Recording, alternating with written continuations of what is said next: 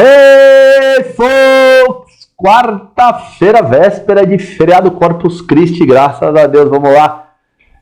O meu querido amigo Edilson me perguntou, meu professor, meu querido coach Edilson me perguntou sobre cãibras. De maneira geral, o que você pode falar sobre cãibra aí? Pois é, Edilson, vamos lá. O que eu posso falar sobre cãibra? Eu sei que sobre cãibra a gente consegue em laboratório estimular a cãibra de diversas formas. Então eu posso...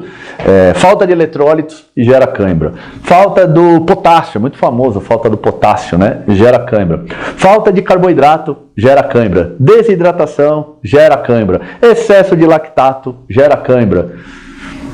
E muitas vezes esses mecanismos acontecem todos ao mesmo tempo. Esse mecanismo acontece alguns, por exemplo, falta de água, carboidrato, eletrólitos. Se você estiver fazendo uma atividade extensa, tudo isso vai acontecer ao mesmo tempo. E aí talvez você comeu uma banana, achando que é a falta do potássio, talvez não seja a principal solução do seu problema. Muitas vezes pode ser por causa do carboidrato da banana e não por causa do potássio. E por aí vai. Mas a grande questão é, o que a gente pode aprender com isso? Que um organismo extenuado tende a produzir mais cãibra, porque ele vai ter várias faltas que podem ser induzidas em laboratório para comprovar que isso geraria uma cãibra, mas ao longo da nossa atividade a gente não tem muito como ter certeza o que exatamente está faltando, porque precisaria fazer um exame que não dá tempo de fazer, então o cara no meio do jogo de futebol tem uma cãibra, você não consegue identificar qual é a razão dessa cãibra. Porém, aqui tem uma informação que é extremamente relevante. Faltas em geral de coisas, ou seja, um estresse, uma sobrecarga gera cãibra. Bom, se eu tenho um corpo e ele está desbalanceado, desarmonizado, ele tende a sobrecarregar mais alguma parte do que outro.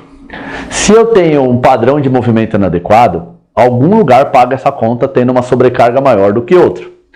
Se eu tenho um plano comprometido em função dos outros dois, algum ponto vai estourar alguma coisa aí. Em algum lugar vai ter uma sobrecarga maior do que outra.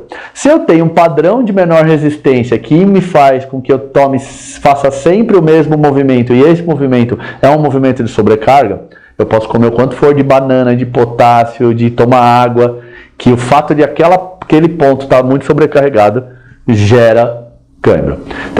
Então, quem tem muita cãibra praticando uma atividade muscular ou uma atividade esportiva, seria muito interessante a gente analisar o padrão de movimento dessa pessoa. Porque esse padrão de movimento pode ser a principal causa da cãibra. Porque imagina que o meu padrão de movimento gera sobrecarga em algum ponto, mesmo que eu não perceba, por alguma razão eu piso errado lá e o meu gastrocnêmio está sofrendo. Aí provavelmente o fato de correr faz o meu gastrocnêmio operar de uma forma inadequada por causa da minha eversão, por exemplo, da subtalar que não é tão boa. O fato dele trabalhar agora muito mais sobrecarregado do que ele deveria carregar, leva ele a um esgotamento muito mais rápido do que ele deveria esgotar. E nesse ponto ele vai me dar cãibra. Que ela pode ser dada por um excesso de lactato, por exemplo. Ela pode ser dada por um excesso uma fadiga, uma extenuação, um excesso de metabólitos ali, que são resultantes dessa ação muscular intensa.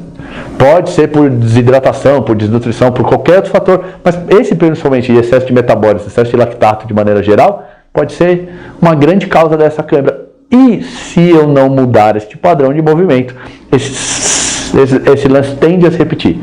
Porque se ainda for um problema ligado à nutrição, falta de hidratação, for um problema ligado à falta de algum componente nutricional, tipo, por exemplo, o carboidrato, a gente tem como até contornar isso, mas se ele for por um excesso de metabólitos originado por um excesso de estresse numa região que não deveria estar sofrendo tanto estresse em função da demanda desta tarefa, aí só mudando o padrão de movimento você consegue. Então é muito comum quando a gente trabalha aqui com movimentos tridimensionais, uma coisa que é muito raro até, acho que eu não lembro de ter aqui na Samurai, eu estou aberto há 5 anos, alguém teve cãibra. E a hora que eu vejo gente sendo totalmente extenuada, mas eu nunca vejo gente com cãibra. Porque a gente foca muito na correção desse padrão de movimento, na harmonização desse movimento, e isso ajuda muito as pessoas a não ter cãibra. Por outro lado, quando eu estou treinando jiu-jitsu, eu vejo muita gente tendo cãibra. Eu não tenho nada a ver com o movimento das pessoas no jiu-jitsu, eu sei que eu não tenho cãibra. Então é isso que realmente importa. Agora, quando eu tenho uma ou outra limitação, por alguma lesão, por alguma coisa que aconteceu, sei lá, tomei uma chave de pé, meu pé estalou, tá se mexendo meio mal, enquanto ainda estou no processo de reabilitação, eu volto a treinar jiu-jitsu, eu percebo que eu fico muito mais vulnerável para um estiramento, para uma cãibra, para uma inflamação, tipo uma dor de ciático. Por quê? Porque agora o meu padrão de movimento mudou. Por isso que eu reforço o tempo inteiro o valor da análise do movimento e do treinamento para equilibrar, harmonizar, potencializar e tornar o nosso movimento mecanicamente mais eficiente.